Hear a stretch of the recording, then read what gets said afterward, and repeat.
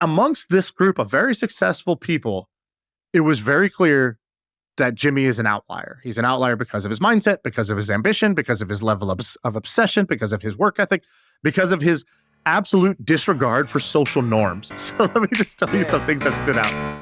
I feel like I can rule the world. I know I could be what I want to. I put my all in it like no days off. What's up, Sam? I'm back from Camp MFM. You know, Camp, is it even called Camp MFM? If only one of us went, I don't know. We have to debate that. But I'm back. I have so much good stuff to share. It's a crazy event. Honestly, it's kind of a batshit crazy event. I'll give it batshit crazy. It is so interesting what happened here. I have so many notes I'm going to share with you. But first, I saw something completely unrelated that I got to tell you about. So, by the way, before we even get to all of that, we have to explain that you hosted this big event. Now you're going to tell me some amazing thing that you just saw. We do all of this for free. And all we are asking for our dear viewer here, if you're on YouTube, hit that subscribe button for us. That's all we ask for. And people say that all the time. But you want to know what, Shaan, what I want to make sure that our listeners, our viewers know? It takes them literally a second, but it means so much to us and actually changes our lives if everyone does it. So hopefully people will see the dedication that we have in this content and pay us back by just giving us a subscribe. So that's all I want to say. Change a life. Just change a life today with one simple tap.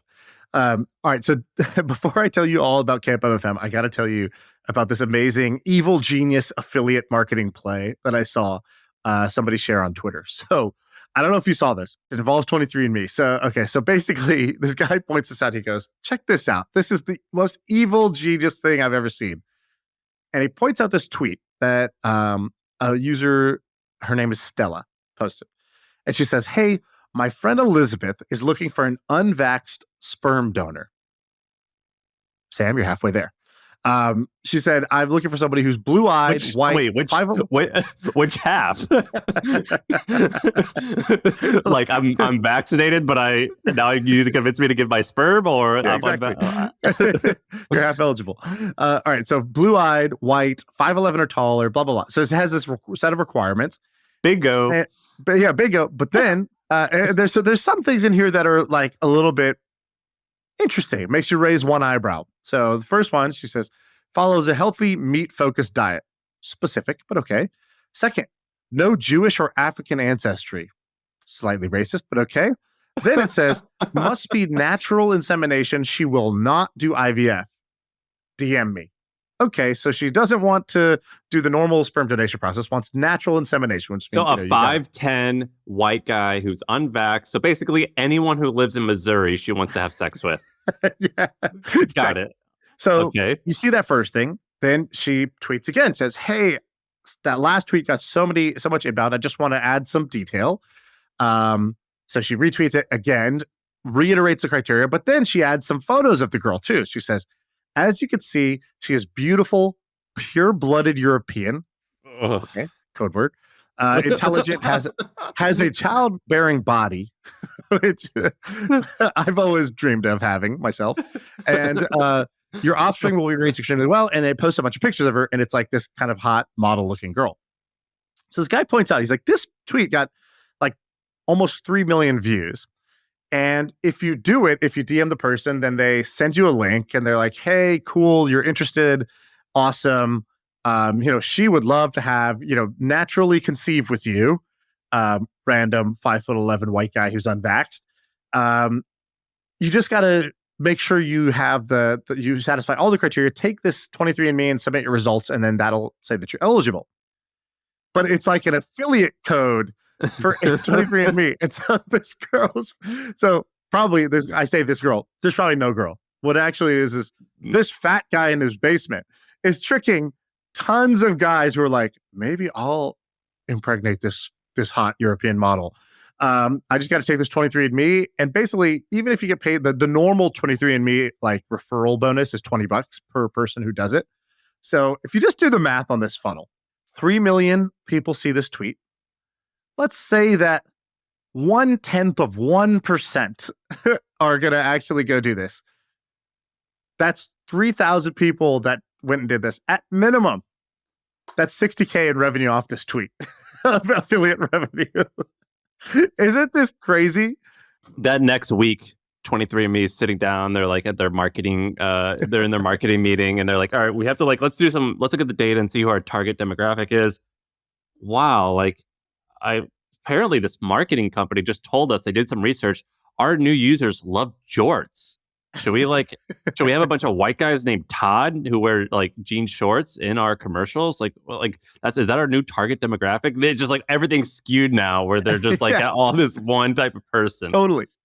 They're like, oh, I guess Twitter's our best channel, and Stella appears to be our best retailer. Who is Stella? Should we be advertising on Twitch? Is this evil or is it evil genius? Because it's a fine line between evil and evil genius. I think it's evil genius. So let's go on to the next part. Camp MFM. All right. So let's start with the following. Was it good? Was it great? Was it life-changing? I'm going to go with life-changing. That's how it was. Everyone I spoke with who went, it ranged between the worst was great, the highest was life-changing. So you had that's a good high NPS. So let me just explain what we did. So we basically took 20 people to Greenville, North Carolina, which is middle of nowhere. We basically stayed at MrBeast's house there. So last year we did this thing once, and we realized, oh, this is really cool. If we bring a bunch of interesting people that we know in the business world, and then a few entertainers and some people that MrBeast knows in his world, this can become a very interesting event. We did it again this year. We had 20 people. And I got some highlights, I got some lowlights, but where do you want to start? How should I do this? What I actually wanted to ask you about was the evolution of Jimmy, aka MrBeast, because my perception of him last year. So I went and hung out. I went to the one last year. I couldn't go this year, but last year, how old is he? Was he 24 last year when we he's went? 25 now. Okay, so he's super young, and so here's my perception of him when I met him last year. He clearly had this factor of I hadn't met anyone like him, but when we talk about a Steve Jobs or an Elon Musk, these conquerors, he had that it factor. It was very clear that this guy was crazy focused and he was insane in mostly all the right ways. But he still had some aspects of a normal 24-year-old. He felt a little impatient about certain things. He felt he was still trying to he had great conversations, but then there's other times where it's oh, you're just a normal 24-year-old where you maybe you said something rude or something like that. And then this year, I heard from someone who went from the year before, they go, dude, Jimmy has evolved so much. He's still only 25, which is insane. He's only 25, but he now has is morphing into this proper visionary where I believe that he's going to take over the world. Was that true? A lot of that is true. You could definitely see the evolution, which is kind of crazy. So so for people who don't know, Jimmy is basically one of the most famous people on planet Earth. It's kind of bizarre when you look at the numbers. He is the biggest creator on the biggest app in the world. He's the number one most followed creator on YouTube. He's almost the number one channel on YouTube. There's only one channel that's bigger, which is this Indian music channel. He's the fastest growing. He's the biggest. He's the biggest on YouTube. He's the biggest on TikTok. So the two biggest entertainment apps in the world, YouTube and TikTok. He's basically the number one creator on both. Weren't the stats 1 out of 5? What was it? Was it maybe 1 out of 10 people on Earth see his videos once a month or something some stupid stat that? Dude, you can look at this 100 ways and it's insane. It's more people watch his content than watch the Super Bowl every month. It's okay, well, what are we doing here? What is this? What does this even mean?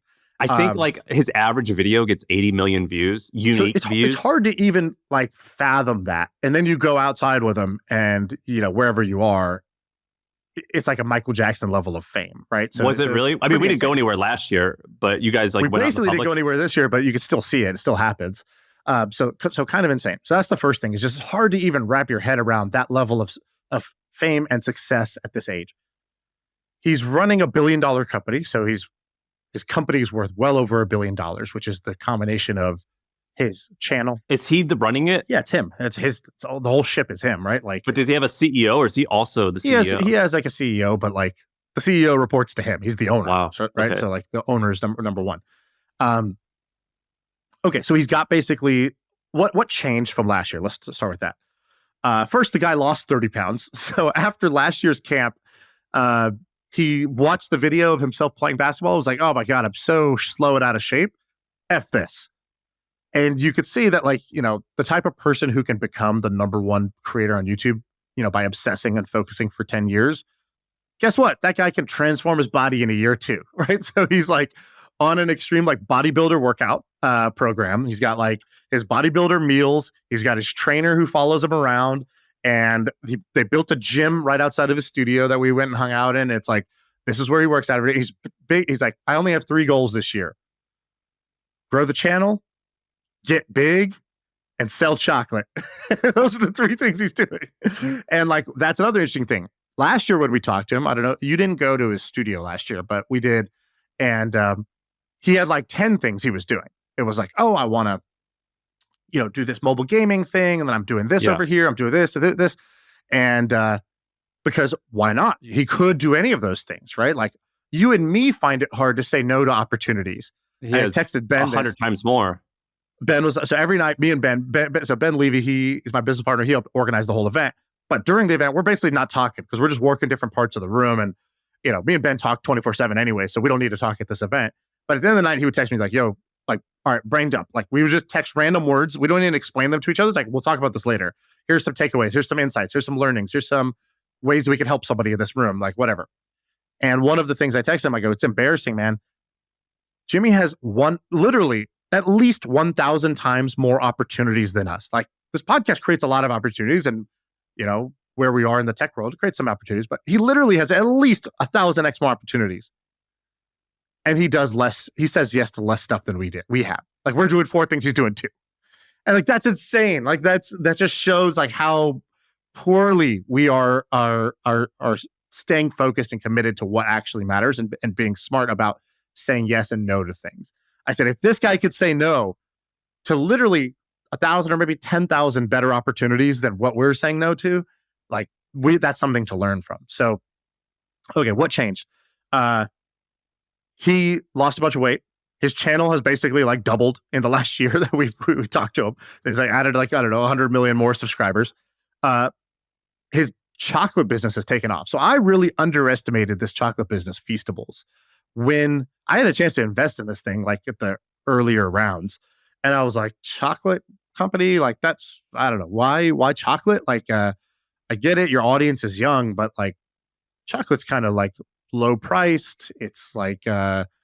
I mean, how often do people rebuy this thing? Like, shouldn't he be building like, a mobile game or something like that? That's kind of what I was thinking. And last year when we were with him, I think the results were like, it's okay, or it might be okay. Like it was kind of like number 3. He was like, oh, I got Beast Burger. It's a burger chain, virtual restaurant. I think it was doing like 100 million gross or something at the time. They just since shut that down.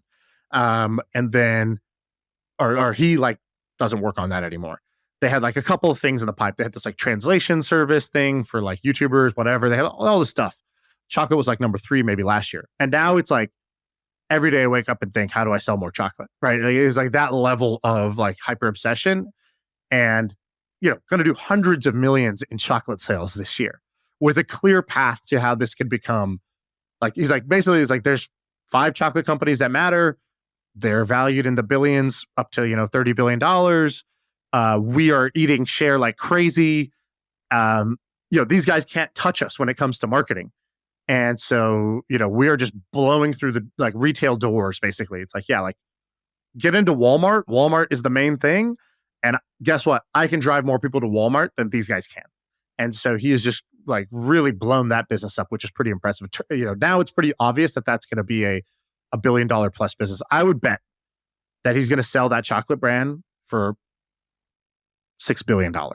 That's my guess. I think that's what's going to, I think if we fast forward the news 3 years from now, MrBeast sells the majority stake or in the chocolate business at a $6 billion valuation. That's insane. And what about his mindset? So you said he focused more. What else changed?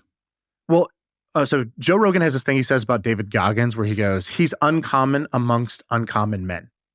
So this room was really interesting because I don't know, the average network, even take out Joe, who's like, worth like $7 to $10 billion or something. When we were doing the intros, I was like, between me and Joe, we're worth almost $10 billion.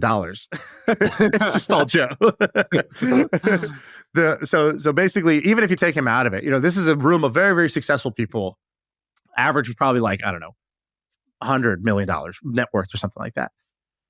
Amongst this group of very successful people, it was very clear that Jimmy is an outlier. He's an outlier because of his mindset, because of his ambition, because of his level of obsession, because of his work ethic, because of his absolute disregard for social norms. So let me just tell you some things that stood out. So basically, he was very humble. He was like, I've made every mistake you can make trying to run this business. He's like, I've hired and fired like 6 CEOs. I thought we hired the Disney guy. Surely he'll know things. No, he doesn't know shit about YouTube. This is not going to work. We hire this person over here, and then they build the whole thing out, and I realize, oh my God, they built this wrong. We got to get rid of all that. He's like, so I've made all these mistakes.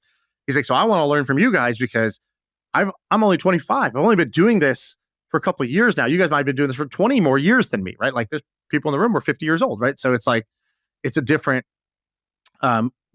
like level of experience. He's like, I'm just making things up. I'm sitting here in North Carolina, just making things up. I don't even have access to people like you on most days to even ask questions.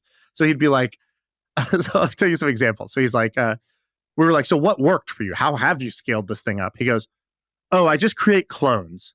And we're like, what? He's like, yeah, I just wanted to clone myself. Because I was like, God, I know I could do this, but I don't have the time. So I need to clone somebody. He's like, we're like, what do you mean? What do you do? He's like, so I literally have somebody essentially move in with me, and I just duct tape them to my hip. He's like, you're going to follow me everywhere to everything. And for this first 6 months, all you're going to do is just shadow me and just learn exactly how I think and what I want and what I do and why I do it. And then in 6 months, you start doing those things. And he's like, I basically now cloned myself several times, and now I have, and then they clone themselves. He's like, that's what we do. And we're like, so you literally have the guy live with you? He's like, yeah. It would be better than if he didn't, right? And we're like, yeah, but like, what about his like family and stuff? He's like, yeah, I mean, you want to do this or not? And so like one of the guys who's like his right-hand man now, last year when we went, he was a guy just like, he does these challenges like live in this circle for 100 days and you get like $500,000. This was the guy living in the circle. He was just like a random contestant, but he had a background in video production and he had some experience. And so they actually recruited him after that experiment to work with him. And now he's like his right-hand man that does everything with him. He's with him 24/7. I was like, dude, you got like kids. This is like a Saturday. Are you supposed to be working? He's like, yeah, I work every day. I work all day, every day. And he's like, I made a deal with my family. I was like, look, I'm coming out here. It's a once in a lifetime experience. You're not going to see me for like the next 9 months. Hopefully after 9 months, I will have like set up a system where I'll be back, home a little bit more. But like, this is an adventure and I want to go on it. This is like the pinnacle of my career. It's a once in a lifetime opportunity to work with this guy on this type of stuff. So I'm going to go all in. And this all in mentality was just so pervasive. I'll give you another simple example. The guy who's currently his assistant, we were like, how'd you get the job as assistant? And he's like, we're like, did you interview for this? How did he like pick you? He's like, no, I didn't interview. He's like, they really wanted to play this board game, but Amazon Prime was going to take 2 days. And so one of his guys hit me up because he knew I had the game. And he's like, fly here right now. And we want this game now. We want to play now. We don't want to wait 2 days for Amazon Prime. We want to play this game tonight. He's like, so I just got on a flight and I came and I handed them the board game. And they were like, cool. If you're willing to do that, you can make it here. Do you want a job? You're extreme enough. And he's like, he's described. So I was asking this guy, I was like, how do you filter for this? Because they were trying to pick up like, how do we keep this culture as we scale of people who are just all in? And he's like, now when I interview people, we do like these psychographic like tests to figure out your personality profile. But he's like, then I'm going to talk to you. He's like, I'm going to spend an hour convincing you how hard this is going to be and how much you're going to have to sacrifice to be here. And I can just see in that, do they flinch? Did they start asking me about vacation policies? Or do they get excited about like kind of like going on this mission, like this mission to Mars and their version of the mission to Mars? I thought that was fascinating that he's basically breeding this insane work culture. The team has leveled up so much. The quality of people he has around him from last year to this year has leveled up so much. And he just breaks all the social norms, like just being like, yeah, he's like one guy. He's like I talked to his main like one of his like main content guys is like editor thumbnail guy. Like this guy's job title is like master of thumbnails. Basically, he just does thumbnails. And I was like, how did this work? He's like, well, I had my own channel that was doing well. I was like, how do you convince you to do this? He's like, well, his channel was taken off. He's like, we were always talking about like strategies and ideas every day in like our little mastermind. And we would just sit in Discord all day and talk about what's working, what's not, studying the platform. And he's like, I just knew this guy's like hyper obsessed. He's going to make it. And he offered me he's like, first I started helping him and he wasn't paying me or whatever. I was just helping him out whenever I could. He's like, then he told me like, hey, I need a thumbnail for this like tonight. He's like, oh, dude, sorry, I'm at a wedding. And like, by the way, I don't work for you. So, it's not going to work. He's like, so he wired me 10 grand. And he's like, can you make this thumbnail, please? He's like, so I told my girlfriend, he's like, I left the wedding and I made the thumbnail and I've never looked back since. And since my role has grown and, he's made it all worth my while to be here to shut down my own channel to go all in. And I just thought it was fascinating, the level of like disregard for like convention. Partly because he doesn't know it, and partly because he's like, well, we need this, so what's the best way? Like, can't we just, theoretically, couldn't we just find a guy with the game and tell him to book a flight and he'll be here in a few hours? Cool. We're not limited by Amazon's shipping. Like 99 people out of 100 would not try to bypass Amazon's fastest shipping as like the way to get something. I remember years ago, 10 plus years ago, my wife worked at Facebook and she was telling her father about working at Facebook. And I think my wife worked there starting when there was 6,000 or 9,000 people, I forget. And my father-in-law was like, why do you need 9,000 people to run a website? Like, why do you need 9,000 people for like a web page? What do all those people do? And that's what someone had said that Jimmy has, MrBeast has hundreds of employees working for him. And at first I was like, why do you need hundreds of employees? And then I had to rethink it. I'm like, well, no, he's a movie studio. It just, instead of theaters, it's on your phone or on your TV. Totally. I was like, he has just built like the new Paramount or whatever the studios are, the Warner Brothers. And that's exactly what he's doing. And it's crazy fascinating because, I did this a little bit with newsletters, but not with nearly that intensity, where it was like, let's just take a small thing or something people think is small and try to blow it up. And at the time, it was email. People thought it was just like something you disregard. I'm like, no, we can get like 5 million subscribers and turn it into a business. And of course, it was only a fraction of what he did. But that's basically what he has done with YouTube, but with a much better result. Where he's like, what's this one small thing that people are dismissing? And he's built a whole studio around it. It's pretty amazing. And the other thing, if you talk to him, he's like, it's impossible to do what I'm doing better than me. He's like, because I'm going to spend, 10 times more than anyone. I use every waking hour of my day to think about this. I hire all the best people in the world. I reinvest all of my profits back into this. And I'm going to do this, and I think in decades, not years. So how could you beat that? And if you just abstract this away, like forget about the fact that he's doing that for YouTube channels, like there's something to be inspired by and learn from that, right? Like if you are willing to work and think in decades, not years, work every hour, every thought in your brain is consumed by how do I do this better? You reinvest all your money and say, I will spend as much as I can to make the best product possible to get this into as many people's hands as possible. Like, can you lose? Like, what is there to fear? How could you possibly lose with that equation? And I think that is just like a very fascinating mindset to see in practice. A lot of people could say that shit. Very few people can actually do it. And I know that he says he invests everything. And we had Reed on the pod, and he had kind of insinuated that like sometimes what they do is it's a mess, like because they move so fast. So like we just miss some stuff, but that's okay. Do you think that Jimmy is cash poor then? Like, is he just like everything is tied up into his business? I don't know. I don't want to speculate too much on that, but I think, the reality is he is a venture-backed startup. He raised venture capital and he is doing what an Airbnb did or what a Facebook did, which is like, I'm going to lose a ton of money now every year, building up all of this market share so that then I can make back, I can become a $10 billion or $100 billion company. That's literally what he's doing. He raised like 50 million plus and invests all of that into content to build this enormous following of being the most followed creator on TikTok and YouTube and hundreds of millions of fans. And then he used that to launch a chocolate business that's going to be worth billions of dollars. Plus, his back catalog is worth a lot of money. Plus, his sponsorships and ad revenue will make a lot of money. Plus, any other business he launches will make a lot of money, right? So he just did he is a movie production studio in terms of his operations, but he's more like a venture-backed startup than he is like a creator.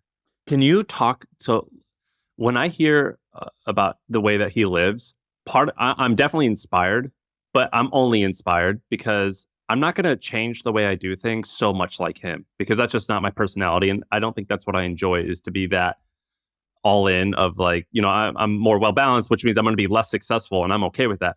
But there are, you had other guys there. So Joe Gebbia, I don't know what his intensity level is like. I've only spent 3 minutes with him and I've read about him. That's about it. But then you also had Syed. So Syed's 32. Syed has businesses. He was on our podcast. He's got businesses that no one will talk about because it's not really that popular. But I imagine he's in the realm of being a billionaire. And then you had Joe Gebbia, who is multi-billionaire, and his company is one of the biggest and best in the world. How did you learn different perspectives on how to crush it based off of being around like those three examples, Jimmy, Syed, and Joe? Yeah, 100%. I'll give you a couple of quick observations. So one observation is, by the way, there was probably like 2 or 3 more people that were like, billionaires at this event. So you get to see like a range of like, oh, how do people act? How do people think? How do people operate? And it's like, yeah, Saeed's like small team, simple business, unsexy, not going to be famous, don't want to be famous, don't want people knowing my name. I want to be able to walk around. He travels the world with his son, for 2 weeks out of every month. That's what he wants in his lifestyle. You talk to MrBeast about kids, and he's like, it's a shame people have kids, man. They go soft, right? Yeah. He's like, damn. He literally like, I won't put words in his mouth, but the general feeling is like, it sucks that people start off really ambitious, trying to do big, cool, awesome shit, and then like just get tired, or they either get tired or worn out or disillusioned, or they just shift their focus to family, and like, he's just like, that's not going to be me. And so you have totally different perspectives on these things, and no judgment. There's many ways to win. Each person should choose the game they want to play. But I will share a couple of observations. Number one, this is probably just a good observation for me in general in life. The smartest and most successful people in that room were the quietest. They were the ones doing the most listening, the least bragging, the least kind of like, word vomit of storytelling or trying to interject themselves. Oh, you did that? I did something similar too. Let me tell you about me. And it was the people who were the least successful and the least, sharp in terms of like had the most wisdom or intelligence on a topic that were talking the most. And I'm guilty of that. I'm in the talk the most camp. So I was like, damn, that's a real like takeaway for me from this was, watch how those people operate. You want to be them, you have to watch how they operate. And, they definitely do that. The sort of the ratio of 2 ears for every one mouth, right? Like double the amount of listening as talking, if not more. And that was just so obvious to me at this event. They had the lead, and it was also the people who were actually the most successful had the least kind of like, I would say the whole group was pretty good about like not trying to brag or one-upsmanship, or try to like assert themselves. But the people who were the most successful had that in the least quantity, which I thought was very, very interesting. The second thing I thought that was interesting was, just back into there was like always the people who were very, very successful in one area. More often than not, if I asked them about some random side quest hobby, they were also like world class at that thing. Like we were talking about, Joe was super successful at Airbnb. He's also like, extremely fit. Not just like kind of fit. He's extremely fit. Jimmy, MrBeast, the day after our event, he's like, oh, I was like, what are you doing tomorrow? He's like, oh, I'm flying in he's like, I play this one board game that's super niche called Dune. He's like, and there's no tournament for Dune. So I created it and I'm flying in the French champion, the British champion, the German champion, like the best players in the world to come compete with me at this game. He's like, I did this last year and I won. He's like, I play, these guys play 10,000 hours a year or whatever, 100,000 hours a year or something crazy. Like, I don't have that time, but I like, when I do play, I binge this thing. That's my way of unwinding is to become world class at this random niche strategy board game. And like we've heard these stories about how, Peter Thiel is also a grandmaster chess champion. Or Travis Kalanick was ranked number 3 in Wii tennis. Wii tennis globally, right? And it's like, yeah, Jimmy literally won the competition against the other best champions in the world at this board game. And they were so bad, they're like, we got to run this back. He's like, great, let's run it back. Let's do it again this year. And like, he put up a 20 grand prize, but there's like no prize pool for this thing because it's like such a niche game. And I thought that's also kind of interesting, which is once you develop kind of this laser beam that can come out of your eyes and you hone that laser beam on your main thing, if you ever shift your focus to something else, you're like Homelander and you just can just burn a laser through whatever that next thing is because you have practiced the art of, obsession, focus, excellence, breaking something down into its core parts and building it back up again. That was the other thing where I was like, dude, how do you describe yourself? Are you an entertainer? Are you like a chocolate guy now? Are you a businessman? Because you're in a room with business people. Like, are you a YouTuber? What do you call yourself? You know what he said? Take a guess what he said. I don't know, a business builder? He's like, I'm a data junkie. No way. He's like, yeah, I basically just studied the algorithm. I studied the platform and I figured out what's going to work. And I decided I'm going to study this more than anyone studies anything. And he's like, then I've basically figured out what type of content's going to work. And then through my experimentation, I figured out what's going to work. Like when when we put up a thumbnail for our YouTube channel, we put up one thumbnail. And then sometimes we're like, you know what? I don't know if that's a good one. And then we're like, screw it, we'll A/B test. Our YouTube team is going to hear this and I'm going to be freaking out. I think they put up a lot more than that. No, they don't. They A/B test. There's A and B. That's it. You know what he does? He'll put up, they will test like hundreds of thumbnails, like in rapid succession. When they first release a video, they will cycle through hundreds of thumbnails programmatically to try to find the winning one during that. And then they're also like, well, our loyal fans, our hardcore viewers come first. They're going to want to see Jimmy's face. But after that, basically the 24-hour period, it's going to be more fans that are from the platform, just people browsing YouTube. They don't know Jimmy. They don't want to see his face. So let's just put this, this bathtub full of snakes or whatever the challenge is. Let's make that the thumbnail. And Jack told me about that. And I go, Jack, is he doing that because he's so big or is he so big because he did that? And he said the second one. He's so big because he did that. Yes. Yeah. I'm like, he's successful because of that. He doesn't do that now because he's successful. Another random nerdy takeaway I had.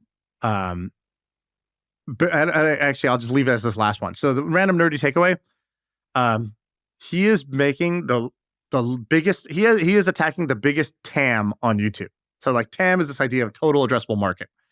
And I could think of a viral idea, maybe an idea that's kind of juicy, but like his ideas are like, an 8-year-old in the Philippines or a 25-year-old in the United States or a 40-year-old woman in the UK would all be interested in his video.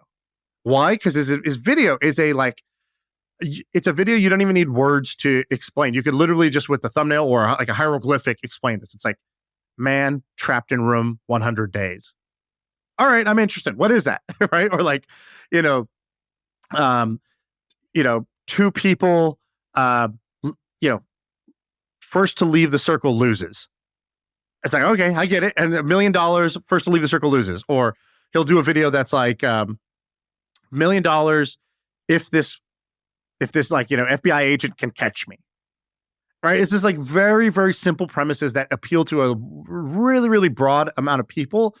And that was something I hadn't really appreciated before. I thought he was making kind of like viral clickbaity type of stuff. What I didn't factor in was he will only pick ideas that can literally appeal to like 1 billion people.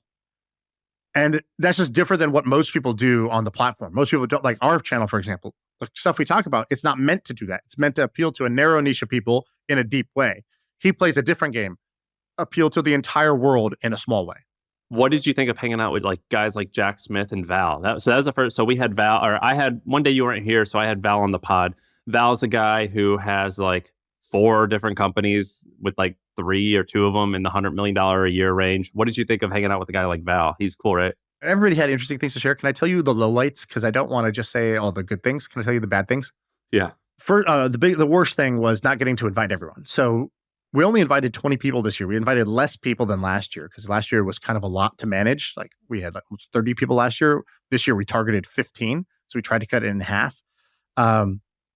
It ended up being 20 at the end, but that was the worst part because, you know, it's really, really hard to say no to people or like not invite people who you're friends with. You just didn't want, you know, you're trying to create an event where there's new people there. And so therefore you just can't do it. So that was shitty. Also, another thing, I hate hosting these things. I know it's good, meaning there's so much value in hosting this. People feel so It's a lot of work. It's a lot of work. And it's honestly, I'm okay with work. It's just socially like, I feel drained. You know, sometimes you say this about the podcast. You're like, dude, I feel drained after these. And I'm like, dude, I could go all day. At the end of the night, every one of these, I'm like, I am so over socialed out. I'm an introvert, actually, it turns out. You're performing as well. And I want everybody to have a good time. And it's like, dude, you can't control if people are having a good time. Yeah, you're working, basically. And so it was socially, I felt so exhausted. Socially exhausted is the right word. The last one, a couple other ones. Basketball, kind of mediocre. It was pretty sloppy because the overlap of people who are, you know, super successful and interesting that also are good pickup basketball players, surprisingly low. Also, dude, people lie. We're like, yo, do you play? They're like, yeah, love to. They show up. I'm like, you don't play. Do you next year, do fighting, do fight camp. So we agreed to do a fight camp. I talked to Michael Bisping before. Michael Bisping, a UFC guy and YouTuber. He would be interesting because everyone would want to meet Jimmy or Joe awesome. Gebbia. Michael Bisping would be cool.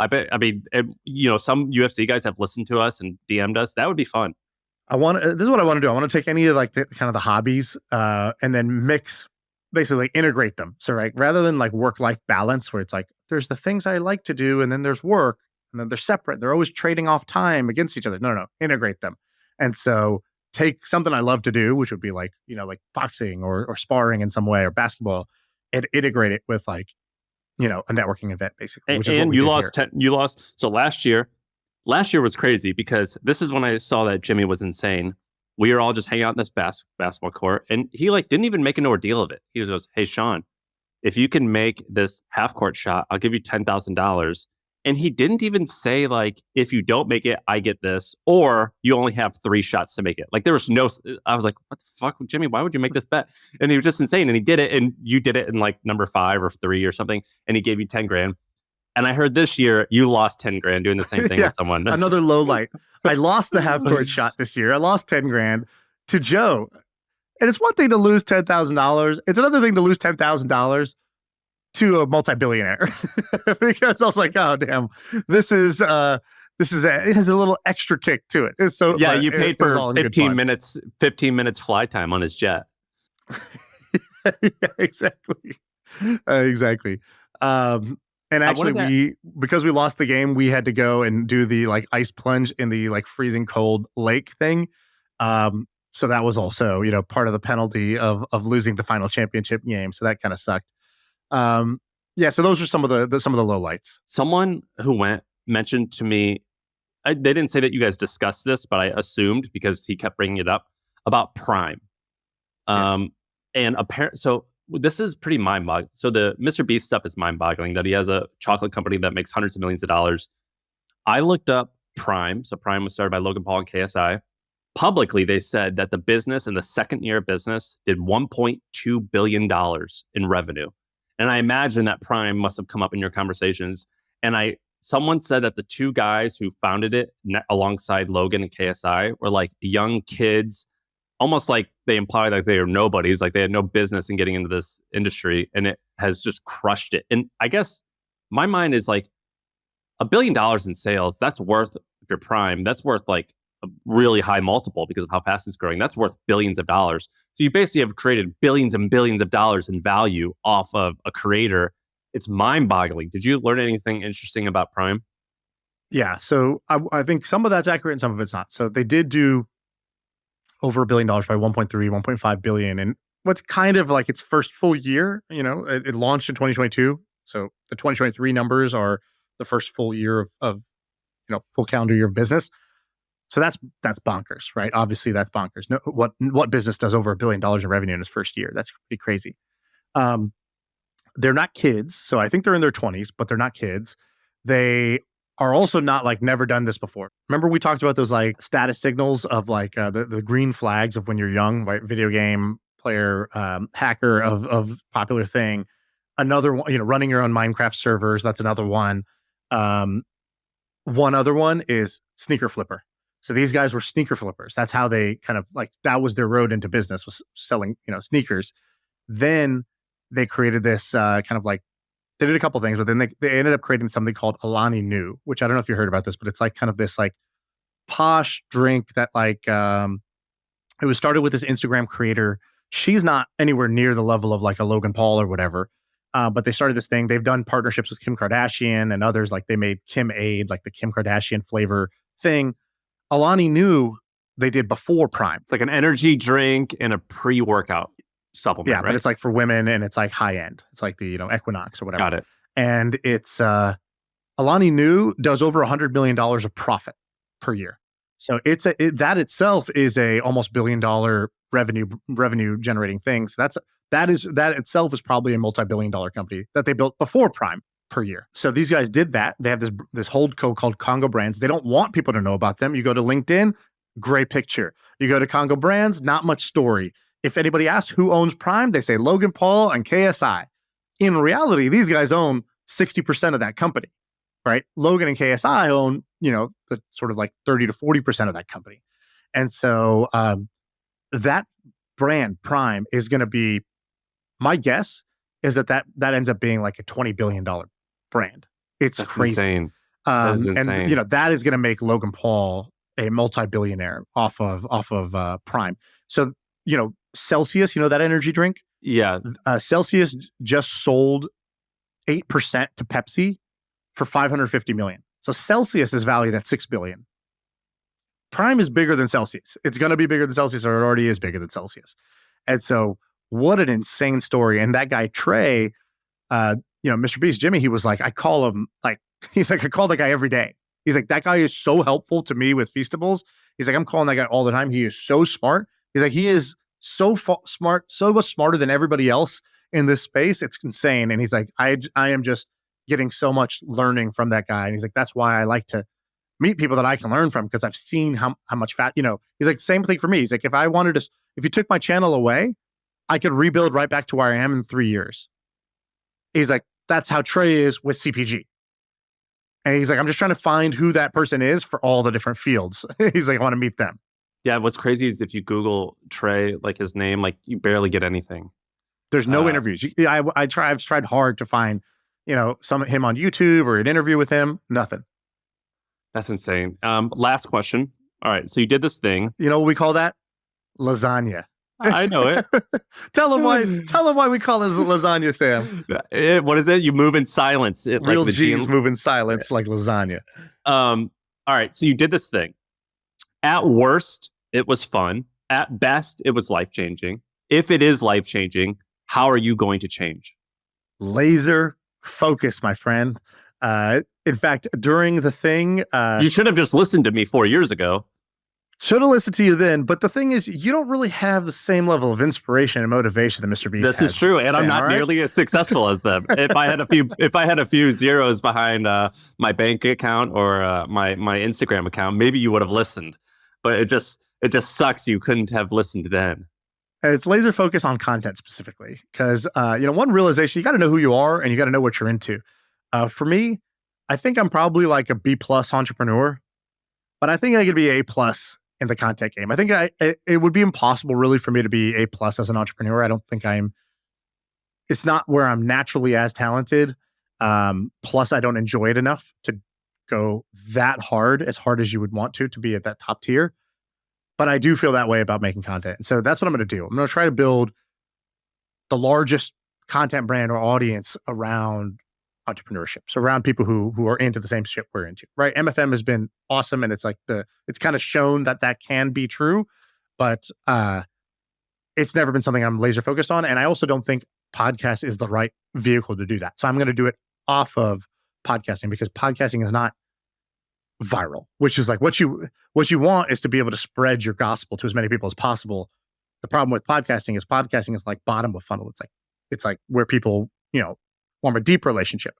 It's not where they meet you. Do you get envy? So like when I've thought about that as well. I'm not into content creation as much as you are, so that's not going to be the path for me. But I have used it as, like a miniature Logan Paul Prime thing, very, very much, very miniature compared to them. Do you think that? So for entrepreneurship, that sort of means that you're going to be a B2B, like Shaan, you're going to sell something that businesses might buy, or something that like we'll call it like the prosumer. So like not like a drink, but maybe someone who buys something for their job. Do you think that there's as many opportunities in that space as there is creating a drink or a makeup kit or whatever other consumer roles? And also, I'm not even worried about that. Like that will exist, and it'll be what it'll be. Doesn't really matter. But yeah, it does. Like, I don't think Tim Ferriss, when he started, 4-Hour Workweek or even his podcast, would have been like, yeah, and then what I'm going to do is invest in Uber and make $100 million. Like, that's what happened, but it's not what you would have predicted. But of course, how does he get into that deal? Because he's Tim Ferriss, because that's who people want to rope into things. And so, getting into Shopify and Uber early on is how he made all the money.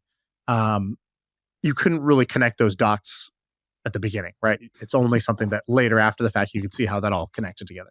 And are you prepared to be a 38-year-old YouTuber hanging out with a bunch of 22-year-olds all the time while you're wearing I didn't say I was going to do hoodies? YouTube. I didn't say I was going to do YouTube. Dude, Noah, my good friend Noah Kagan, he runs a really successful business that's worth hundreds of millions of dollars. So he's successful, but he has like a YouTube channel, and I always make fun of him. I'm like, dude, you're a 42-year-old YouTuber, you fucking dork. Like, you're hanging out with all 22-year-olds who are like yo-yo still. Like, what are you, like, grow up, Peter Pan? And so that's what I'll be making fun of you about.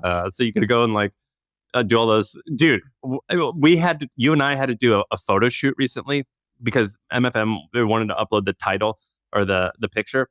And in that photo shoot, we had to stand there and do like 10 emotions. They're like, all right, thumbnail faces. Act like someone just said something stupid and you think they're full of it. And like inevitably every picture is just this. Like you're shocked.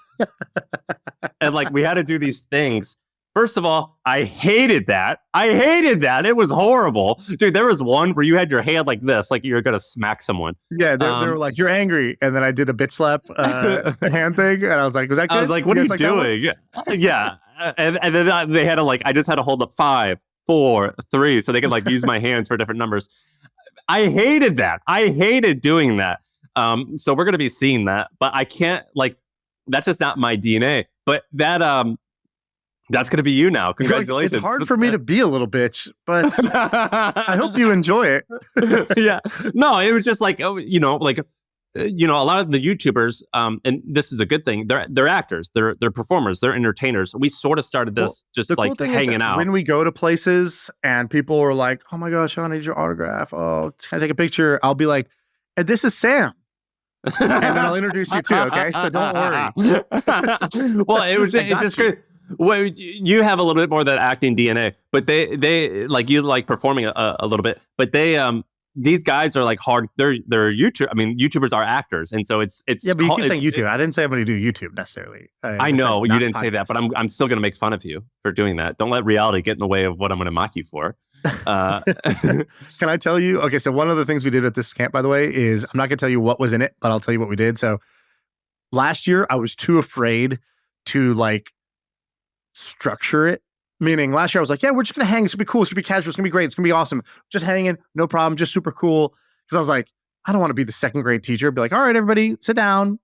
Give me your your bunny ears and like, let's. Dude, in reality, you need that. We needed that. And we needed that. And one of the best things last year was when somebody finally impromptu was like, hey, so do you guys want to do like some intros or like an icebreaker? Like, who are you guys? And what do you do? Can we learn something from each other?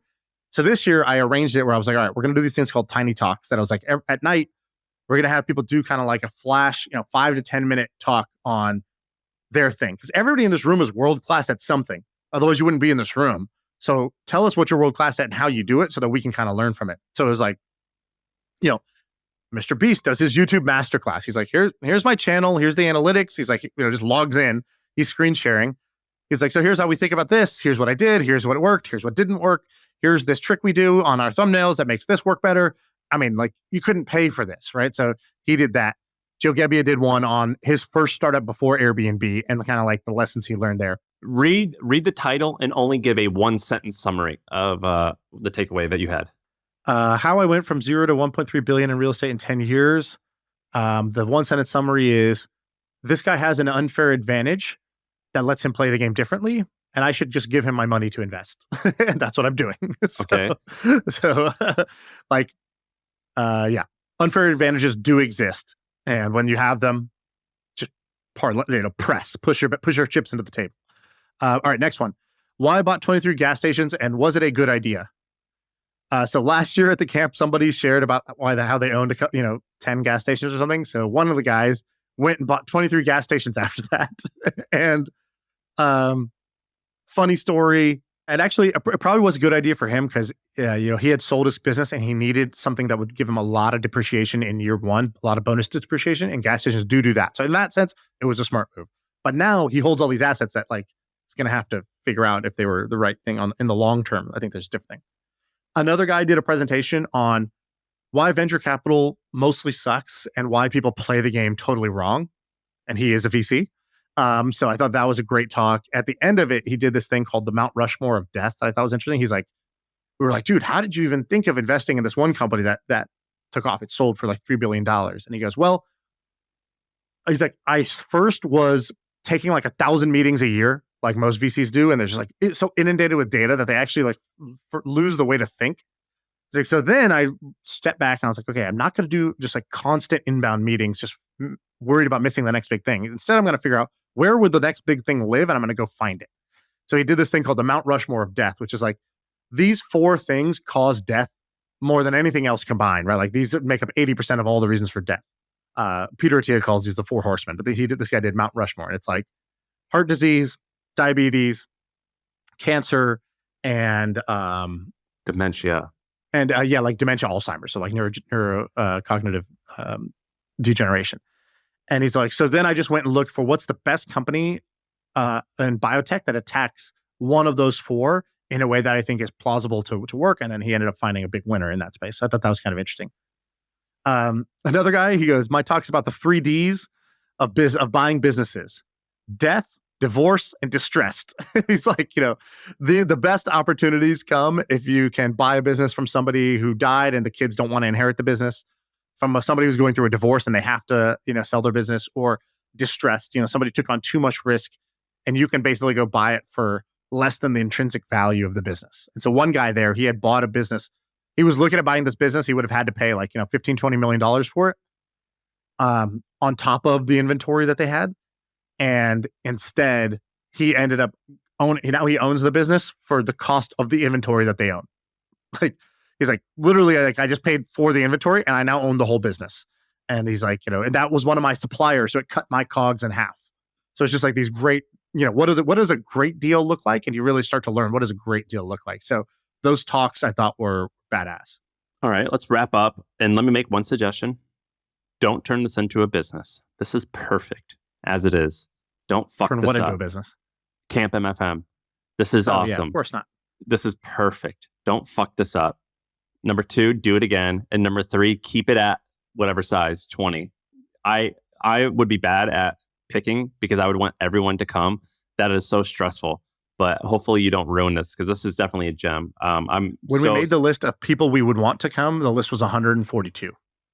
So you had to go from 142 to inviting 15. So that was terrible. I don't regret my decision. I had to put family time in, but I had immense amount of after FOMO. all of that, you didn't regret your decision? No, I don't regret it. I don't regret it. But I have massive FOMO. I wish I was in a position that it would have been that I could have made it, but I had huge amount of FOMOs because Ramon and Jack were giving me updates, and Val and Ben and Nick, and I would just text people like, how's it going? Is it fun? And they would send me pictures. So I sort of got like 1% of, ongoing updates. It sounded awesome. everybody at the thing they were just calling it Shaan's bachelor party. They're like, I'm so happy to be at Shaan's bachelor party, which is hilarious because I didn't have a bachelor party, but if I did, this is exactly what I would have wanted to do. It's basically a group of guys who are all a lot of fun, tons of jokes, play basketball, play poker, talk business. That's like the ideal bachelor party. So I think maybe we should just rebrand it to that. My annual bachelor party. Well, no, keep it Camp FFM. So I, by default, always get an invite. No, dude, you blew us off this year. Hey, you know how it is. You would have done the same thing. And if it's in Austin, people were like, "Where's Sam?" And I was like, "Oh, he just had a baby." They're like, "Wasn't that like 3 months ago?" And I was like, "Yeah." And they're like, "So then?" It was 2.5 months ago. It was 2.5 months ago, and I made the commitment that the first 3 I'm at home. I got to do what I got to do. Laser focus on that baby. I like it. I appreciate that. I was laying with her and I was like shirtless and she was just in her diaper and I was changing her diaper and she shit all over me somehow as I was getting a text from like Ramon being like, yeah, dude, now we're lifting weights and doing all this stuff. I was like, oh, cool. Like, let me wipe this poop off of me real quick. Cause the poop just ran down my belly. Any tips to how to get diarrhea out of a comforter? Yeah, dude. Is there a tiny talk about that? She literally puked on my face this week because I was like holding her up at my shoulder and she threw up and I got puke all over my face and I was like reading these texts and like seeing Nick Huber do like a DEXA scan and Joe Gebbia jump in a lake and I'm like, oh, that's yeah. We cool. he has a DEXA in his gym and we put Nick on it and then we played a game where everybody had to guess his body fat percentage and then I was like, yeah, this would get everybody canceled nowadays. This is like, fat shaming. I'm pretty sure this is the definition of fat shaming. But he loved it. It was great. Yeah, that's baller. I definitely wish I could have been there. All right, that was a good episode. That was a good recap. All right, that's the pod. I feel like I can rule the world. I know I could be what I want to. I put my all in it like no days off. On the road, let's travel, never looking back.